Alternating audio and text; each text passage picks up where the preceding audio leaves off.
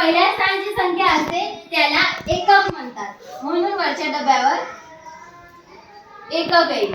आणि जी दुसऱ्या स्थानाची संख्या आहे त्याला दशक म्हणतात, म्हणून आपण याचा शॉर्ट फॉर्म मध्ये द लिहितो. आणि तिसऱ्या स्थानाच्या संख्येला आपण शतक म्हणतो. तर आणि पाचव्या स्थानाच्या संख्येला दशहजार.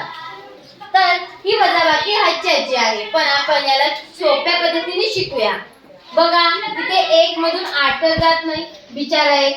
आपण ह्याला बाजूला घ्यायचं आणि हा 1 ने ना शून्याच्या घरी जाऊन त्याच्याकडून मागितलं, पण बिचारा शून्य, त्याला सुद्धा त्याच्याकडे काहीच नव्हतं, म्हणून त्याला सुद्धा देता आलं नाही, म्हणून आपण त्याला सुद्धा बाजूला घ्यायचं. त्यानंतर 6 ही मोठी संख्या आहे, म्हणून तिला बिचारीला दया आली, म्हणून तिने शून्यला 1 दिला. आता ह्याच्याकडे झाले 10, मग नंतर 1 तर राहिलाच, 1 शून्यकडून मागणारच.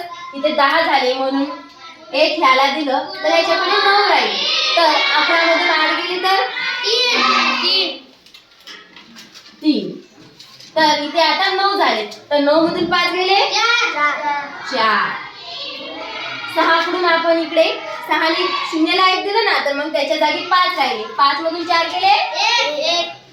हा, आणि 3 मधून 2 गेले तर 1.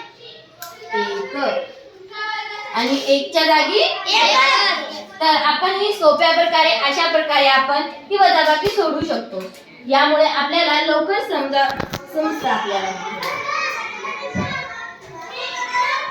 मॅडमनी छान शिकवलं करे.